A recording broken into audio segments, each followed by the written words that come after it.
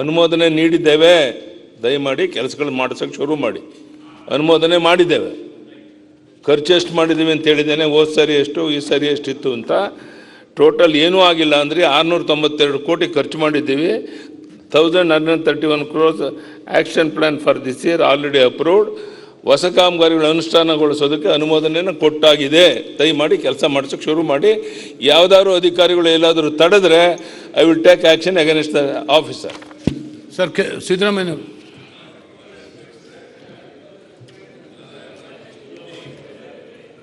ಬಿಡುಗಡೆ ಮಾಡಿರೋದು ಎಷ್ಟು 544 ಕೋಟಿ ಬಿಡುಗಡೆ ಆಗಿದೆ ಅಂತ ಹೇಳ್ತಾರೆ. I am not disputing it. ನಾನು ಹೇಳಿದೆ 524 ಕೋಟಿ ಅಂತ ಹೇಳಿದೆ. ಇವ್ರು 44 ಕೋಟಿ ಅಂತ ಹೇಳಿದ್ದಾರೆ. ಪೆಂಡಿಂಗ್ ಬಿಲ್ಲೇ 600 ಚಿಲ್ಲರೆ ಕೋಟಿ ಇದೆ ಅಲ್ಲಿ. ಅವೆಲ್ಲ ಸೇರಿ ಲೆಕ್ಕ ಹಾಕಿ ಬರ್ಕೊಟ್ಟವ್ರು ಏನೋ ಕಾಣಿಸುತ್ತೆ ಅವರು ಇಷ್ಟು ಖರ್ಚಾಗದೆ ಅಂತ. ಈ ವರ್ಷ ನಾನೇನು ಹೇಳಿದೆ, ಈ ವರ್ಷ 1,500 ಕೋಟಿ ರೂಪಾಯಿ ಈ ವರ್ಷ ಕೊಡ್ತೀವಿ ಅಂತ ಹೇಳಿದ್ದು ಬಜೆಟ್ನಲ್ಲಿ. ಅದರಲ್ಲಿ 1,132 ಕೋಟಿ ಈ ವರ್ಷ ಬಿಡುಗಡೆ ಮಾಡ್ತೀವಿ ಅಂತ ಆದೇಶ ಮಾಡಿದ್ದಾರೆ. 1,132 ಕೋಟಿ. ದಟ್ ಮೀನ್ಸ್ ಟು ಶೇ ಅದರಲ್ಲಿ ಸುಮಾರು 300 ಚಿಲ್ಲರೆ ಕೋಟಿ ಈ ವರ್ಷದಲ್ಲಿ ಕೋತ ಆಗಿದೆ. 1,132 ಕೋಟಿ ತಾನೆ. ನೀವು ನನ್ನ ಜಾಗದಲ್ಲಿ ಇದ್ದರೆ ಏನು ಮಾಡ್ತಾ ಇದ್ದೀರಿ? ಒಂದು ನಿಮಿಷ ಕೇಳಿ. ಇವತ್ತು ಕಳೆದ ಇತಿಹಾಸದಲ್ಲಿ ಎಂದೂ ಕಂಡಿರದೇ ಇರೋಂಥ ಈ ಕೋವಿಡಿಂದ, ಅತಿವೃಷ್ಟಿಯಿಂದ, ಬೇರೆ ಬೇರೆ ಸಂಕಷ್ಟ ಸಿಕ್ಕಿ ಹಣಕಾಸು ಸ್ಥಿತಿನೇ ಸರಿ ಇಲ್ಲದೇನೆ ಒಂದು 5-6 ತಿಂಗಳು ಯಾವುದೇ ತೆರಿಗೆ ಸಂಗ್ರಹ ಆಗದೇನೆ ನಾವು KSRTC ಬಸ್ಗಳಿಗೂ ಸಹ ಡ್ರೈವರ್ ಕಂಡಕ್ಟರ್ ನಮ್ಮ ಈ ಬೊಕ್ಕಸದಿಂದ ಹಣವನ್ನು ಕೊಡುವಂಥ ಸ್ಥಿತಿಗೆ ತಂದು ಹಣಕಾಸಿನ ಸ್ಥಿತಿ ಹದಗೆಟ್ಟೋಗಿತ್ತು. ಹಾಗಾಗಿ ಕೆಲವು ಕಟ್ ಮಾಡಿದ್ದೀವಿ. ಅದನ್ನು ಮಾಡೋಕ್ಕೆ ಸಾಧ್ಯವೂ ಆಗಲ್ಲ ಈ ವರ್ಷ. ಏಪ್ರಿಲ್ ನಂತರ ಹಣಕಾಸಿನ ಸ್ಥಿತಿ ಸುಧಾರಣೆ ಆದಮೇಲೆ ನೋಡೋಣ. ಈಗೇನು ಕಲ್ಯಾಣ ಕರ್ನಾಟಕದ ಬಗ್ಗೆ ಈಗ ಎಲ್ಲ ನಮ್ಮ ಗೌರವಾನ್ವಿತ ಸದಸ್ಯರು ಆತಂಕ ವ್ಯಕ್ತಪಡಿಸಿದ್ರೆ ಆ ಬಗ್ಗೆ ಮಾತ್ರ ಮಾಹಿತಿ ನಾನು ಕೊಟ್ಟಿದ್ದೇನೆ. ಉಳಿದಂಥದ್ದು ಹಣಕಾಸಿನ ಪರಿಸ್ಥಿತಿ ಸರಿ ಇಲ್ಲದೆ ಇದ್ದರಿಂದ ನಾವು ಹೇಳಿದಂತೆ ಪೂರ್ಣ ಕೆಲಸ ಮಾಡೋಕ್ಕಾಗಿಲ್ಲ. ನೀವು ಈ ಜಾಗದಲ್ಲಿ ಕುಂತಿದ್ರು ಅದೇ ಆಗ್ತಾ ಇತ್ತು, ಏನೂ ವ್ಯತ್ಯಾಸ ಆಗ್ತಿರಲಿಲ್ಲ. ಸಿದ್ದರಾಮಯ್ಯನವರೇ, ನೀವೇನು ನೋಟ್ ಪ್ರಿಂಟ್ ಮಾಡ್ತಿದ್ರಾ?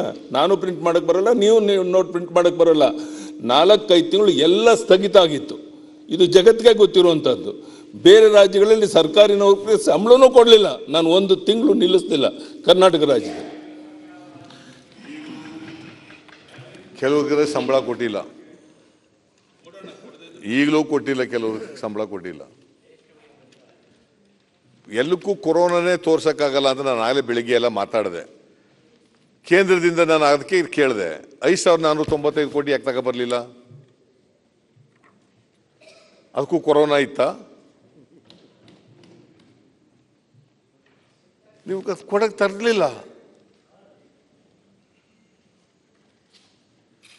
39.9%, ಅಬೌಟ್ 40% ನಮ್ಮ ತೆರಿಗೆ ಪಾಲು ಕಟ್ಟಾಗೋಯ್ತು. ಅದನ್ನ ಯಾಕೆ ಕೇಳಲಿಲ್ಲ? That is my point. ಅದಕ್ಕೂ ಕೊರೋನಾ, ಅದಕ್ಕೂ ಪ್ರವಾಹ, ಅದಕ್ಕೂ ಬೇರೆ ಬೇರೆ ಕಷ್ಟಗಳು ಅಂತ ಹೇಳಿದ್ರೆ 5-6 ತಿಂಗಳು ದುಡ್ಡೇ ವಸೂಲಾಗಲಿಲ್ವಾ? ಕೊರೋನಾ ಬಂದಿರೋ ದುಡ್ಡಿಗೆ. ಇದರಿಂದ ಇವೆಲ್ಲ ನೆಪಗಳು ಅಷ್ಟೇನೆ. ಈಗ ನಾನಿದ್ದಿದ್ರೆ ಏನು ಮಾಡ್ತಿದ್ದೆ ಗೊತ್ತಾ? ಅಲ್ಲೋಗಿ ಧರಣ ಮಾಡುವೆ ಪ್ರೈಮ್ ಮಿನಿಸ್ಟರ್ ಮನೆ ಮುಂದೆ. ಇದರಲ್ಲಿ ಗಲಾಟೆ ಮಾಡೋದು ಅವೆಲ್ಲ ಮಾಡ್ತಿದ್ದೋ. ನಿಮಗೆ ರೂಲಿಂಗ್ ಪಾರ್ಟಿಯವರು ನೀವು ಅಂತ ಏನು ಭಾಷಣ ಮಾಡ್ತಿದ್ದೇನು ಪಾರ್ಲಿಮೆಂಟ್ನಲ್ಲಿ? ಅಲ್ಲಿ ಸರ್ಕಾರ BJP, ಇಲ್ಲಿ ಸರ್ಕಾರ ಇದ್ರೆ ಸ್ವರ್ಗ. ಅಲ್ಲಿ ಸರ್ಕಾರ BJP, ಇಲ್ಲಿ BJP ಸರ್ಕಾರ, ರಾಜ್ಯದಲ್ಲಿ ನರಕ. ಹೇಳೋದಕ್ಕೂ ಮಾಡೋದಕ್ಕೂ ಏನೋ ಒಂದಕ್ಕೊಂದು ಸಂಬಂಧ ಇಲ್ಲ. ಮನೆ ಅಧ್ಯಕ್ಷರೇ, SCP TSP ಹಣ ಅದು ಸರಿಯಾಗಿ ಬಿಡುಗಡೆ ಆಗ್ತಾ ಇಲ್ಲ.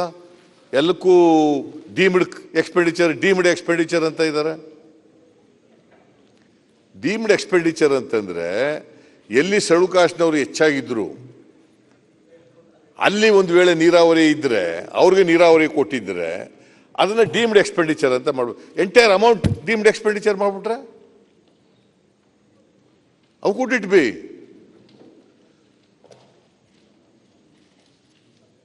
ಇವರು ಇಡೀ 2013ರಿಂದ 18ರವರೆಗೆ ಅಲ್ಲ, 8ರಿಂದ 13ರವರೆಗೆ ಇದ್ರಲ್ಲ, ಇವ್ರು ಖರ್ಚು ಮಾಡಿದ್ದು SCP TSP ನಲ್ಲಿ ಬರೀ 22,000 ಚಿಲ್ಲರೆ ಕೋಟಿ. ನಾವು ಖರ್ಚು ಮಾಡಿದ್ದು 88,000 ಕೋಟಿ. ಈ ವರ್ಷ ನೋಡಿ SCP ನಲ್ಲಿ ಒಟ್ಟು 20,101 ಕೋಟಿ ಇದೆ ಅವೈಲಬಿಲಿಟಿ SCP. ಯಾಕಂದ್ರೆ ಇದು ಲ್ಯಾಬ್ಸ್ ಆಗ ಹಣ ಅಲ್ಲ, ಇದು ಕಾನೂನು ಮಾಡಿಬಿಟ್ಟಿದ್ದೀವಿ. ಲ್ಯಾಬ್ಸ್ ಆಗಿ ಕೂಡುದು 20,101 ಕೋಟಿ 86 ಲಕ್ಷ.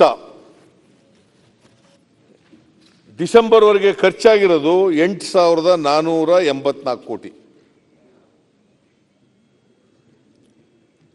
ಅಂದರೆ ದಿ ಪರ್ಸೆಂಟೇಜ್ ವೈಸ್ ಡಿಸೆಂಬರ್ವರೆಗೆ 42%. ಇನ್ನು ಉಳಿದಿರೋದೆಷ್ಟು? 3 months. ಅದರಲ್ಲಿ ಕೊನೆ ತಿಂಗಳಿಲ್ಲ. ಯಾರವರು? ಕೊನೆ ತಿಂಗಳಿಲ್ಲ. ಇನ್ನು ಒಂದೇ ತಿಂಗಳು ಖರ್ಚು ಮಾಡೋಕ್ಕೆ ಅವಕಾಶ ಇರೋದು ಫೆಬ್ರವರಿ, ಮುಗಿದೋಯ್ತು. ಮಾರ್ಚ್ 10-15ರಿಂದ ಎಲ್ಲ ಟ್ರೆಜರಿಗಳೆಲ್ಲ ಬಂದ್, ₹1 ಕೊಡಲ್ಲ.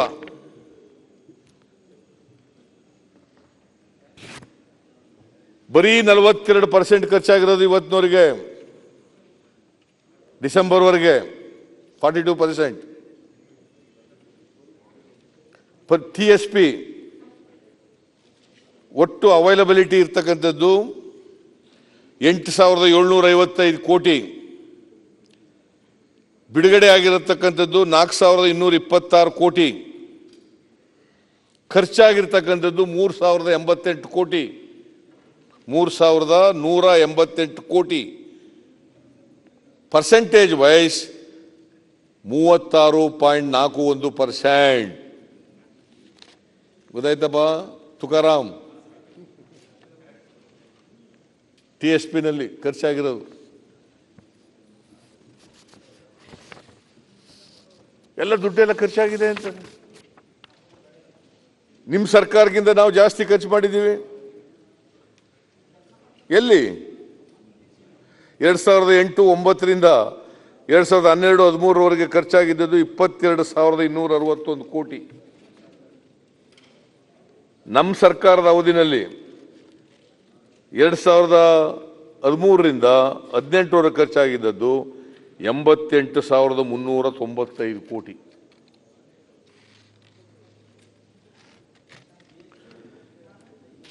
ಇದು ಬೇಕಾದ್ರೆ ಚರ್ಚೆ ಆಗಲಿ. ಅನೇಕ ಪ್ರೋಗ್ರಾಮ್ಗಳೆಲ್ಲ ನಿಲ್ಲಿಸ್ಬಿಟ್ಟಿದ್ದೀರಿ. ಅನುಗ್ರಹ ಕಾರ್ಯಕ್ರಮ ಮಾಡಿ ಕೊಡ್ತಾ ಇದ್ದೀರಾ? ಅನುಗ್ರಹ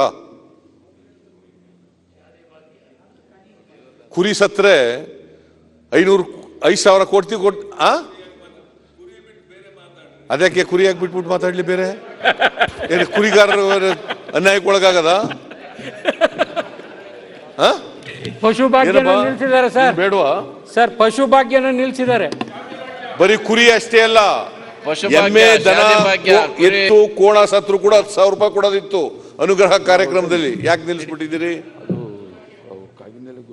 ಪ್ರವಾಹ ಬಂದು ಕೊಚ್ಚಿಕೊಂಡೋದ ಕುರಿಗಳನ್ನ, ದನಗಳು ಸತ್ತೋದು, ಅವಕ್ಕೆಲ್ಲ ಪರಿಹಾರ ಕೊಡಬಾರ್ದಾ? ಅನುಗ್ರಹ ಕಾರ್ಯಕ್ರಮ ಸ್ಟಾಪ್ಡ್. ವಿದ್ಯಾಸಿರಿ ಕಾರ್ಯಕ್ರಮ ಮಾಡ್ತಾ ಇದ್ದೀರಾ?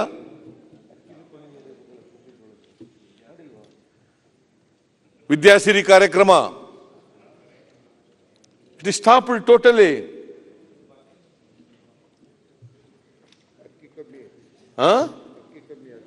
ಅಕ್ಕಿ 7 kgಯಿಂದ 5 kg ಇಳಿಸಿದ್ರಿ. ಶೂ ಭಾಗ್ಯ ಕೊಡ್ತಾ ಇದ್ದೀರಾ? ಶಾದಿ ಭಾಗ್ಯ ಕೊಡ್ತಾ ಇದ್ದೀರಾ?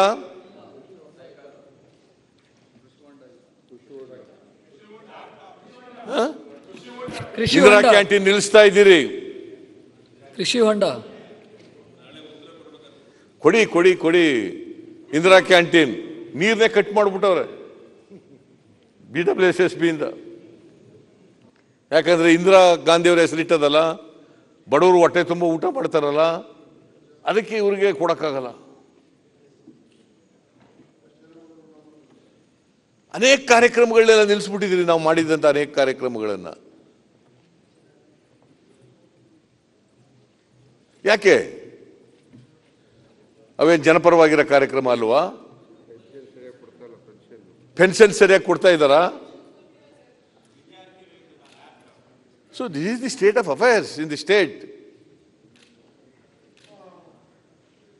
ಚೀಫ್ ಮಿನಿಸ್ಟ್ರು ಇವೆಲ್ಲ ಹೇಳಿದ್ರೆ ಬೇಸರ ಮಾಡ್ಕೋತಾರೆ ಪಾಪ. ಇಲ್ಲ ಇಲ್ಲ ತಾನೆ?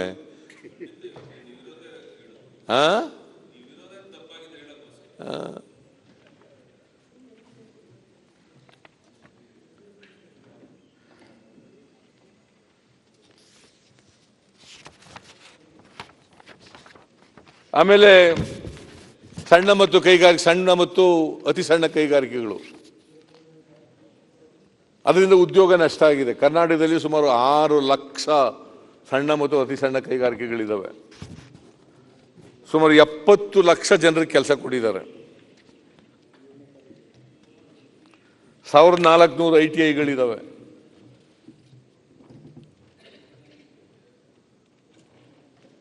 ಅವು GST ನೋಟ್ ಬ್ಯಾನ್ ಮಾಡುತ್ತವಿಂದ GST ಬಂದ ಮೇಲೆ ನೋಟ್ ಬ್ಯಾನ್ ನೆಲ ಕಚ್ಬಿಟ್ಟವೆ.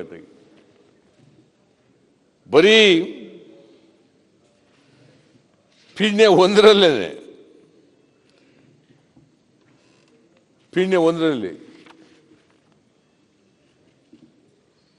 10,000 ಘಟಕಗಳು ಮುಚ್ಚೋಗ್ಬಿಟ್ಟಿದ್ದಾವೆ. ಅದರಲ್ಲಿ 3 ಲಕ್ಷ ಜನ ಹೆಂಗಸರು ಕೆಲಸ ಕಳ್ಕೊಂಡಿದ್ದಾರೆ, ಹೆಣ್ಮಕ್ಳು. ಒಟ್ಟು 15 ಲಕ್ಷ ಜನ ಉದ್ಯೋಗ ಕಳ್ಕೊಂಡ್ಬಿಟ್ಟಿದ್ದಾರೆ.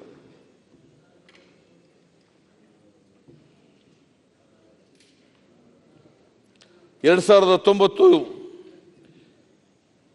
70% ಉತ್ಪಾದನೆ ಕಡಿಮೆ ಆಯಿತು. ಮಧ್ಯಮ ಮತ್ತು ಸಣ್ಣ ಕೈಗಾರಿಕೆಗಳ 90% ಕುಸಿತ ಕಂಡಿದೆ.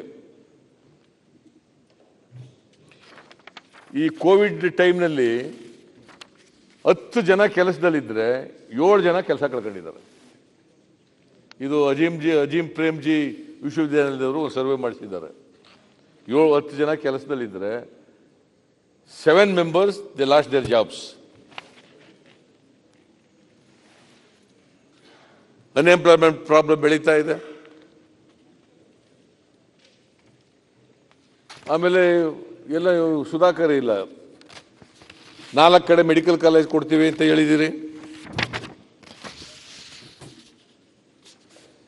4 ಕಡೆ ಮೆಡಿಕಲ್ ಕಾಲೇಜ್ ಕೊಡ್ತೀವಿ ಅಂತ ಹೇಳಿದ್ದೀರಿ. 324 ಕೋಟಿ ಒಂದೊಂದು ಮೆಡಿಕಲ್ ಕಾಲೇಜಿಗೆ ಖರ್ಚು ಮಾಡ್ತೀವಿ ಅಂತ. ಆ ಬಾಗಲಕೋಟೆನಲ್ಲಿ 40 ಎಕರೆ ಜಮೀನು ಮೆಡಿಕಲ್ ಕಾಲೇಜ್ ಕೊಡಬೇಕು ಅಂತ ಘೋಷಣೆ ಆಗಿದೆ.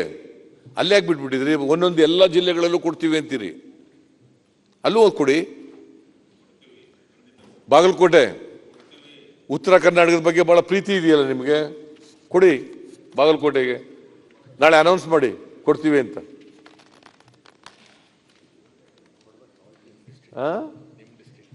ನಮ್ಮ ಡಿಸ್ಟ್ರಿಕ್ಟ್ ಈಗ ಐ ಆಮ್ ಫ್ರಮ್ ಬಾದಾಮಿ.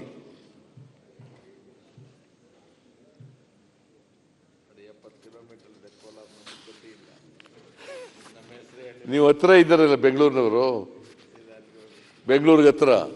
ಅದರಿಂದ ಮಾನ್ಯ ಅಧ್ಯಕ್ಷರೇ, ನಾನು ಇನ್ನೂ ಭಾಳ ಮಾತಾಡಬೇಕು ಅಂತಿದ್ದೆ, ಮಾತಾಡಕ್ಕೆ ಹೋಗಲ್ಲ. ನೀವೇ ಭಾಳ ಭಾಳ ಬೆಂಬಲಿಸಿ ಮಾತಾಡ್ಬಿಟ್ಟಿದ್ದೀರಿ. ನಾನು ಇನ್ನೂ ಬೇಕಾದಷ್ಟು ಹೇಳೋದಿತ್ತು. ಅದರಿಂದ ಬೇರೆಯವರು ಕೂಡ ಮಾತಾಡಲಿಕ್ಕೆ ಅವಕಾಶ ಸಿಕ್ಕಲಿ ಅನ್ನೋ ಕಾರಣಕ್ಕೋಸ್ಕರವಾಗಿ ಮಾತಾಡ್ತಾ ಇಲ್ಲ. ಈ ವಂದನಾ ನಿರ್ಣಯವನ್ನು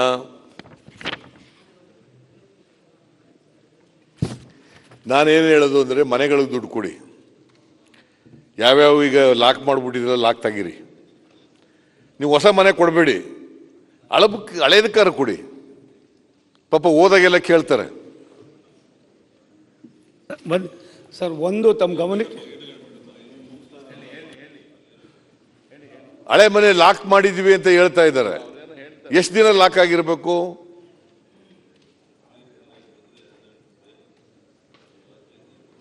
ನಾನು ವಸತಿ ಬಗ್ಗೆ ಮಾತಾಡಿದ್ದೀನಿ ಈಗಾಗಲೇ.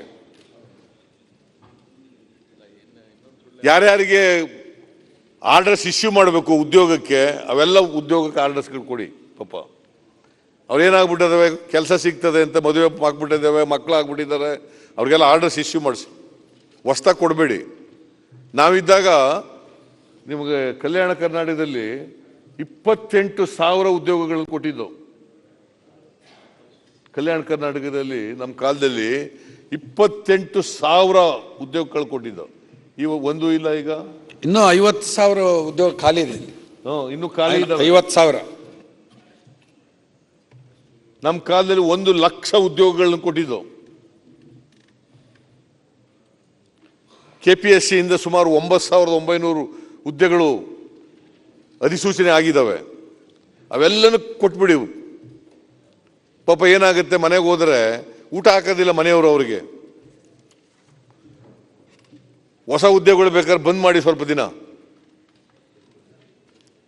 ಈಗ ಯಾವ್ಯಾವ ಸೆಲೆಕ್ಟ್ ಆಗಿದ್ದಾರೆ, ಯಾವ್ಯಾವ ಪ್ರಾಧಿಕಾರದಿಂದ ನಿಂತೋಗಿದ್ದಾವೆ, ಯಾವ ಡಿಪಾರ್ಟ್ಮೆಂಟಲ್ಲಿ ನಿಂತೋಗಿದ್ದಾವೆ, ಅವೆಲ್ಲನೂ ಕೂಡ ಆದೇಶ ಹೊರಡಿಸಿ. ಸೊ ಅಟ್ಲೀಸ್ಟ್ ಅವ್ರಿಗೆ ಪಾಪ ಜೀವನದವ್ರು ಮಾಡೋಕ್ಕೆ ಅನುಕೂಲ ಆಗ್ತದೆ.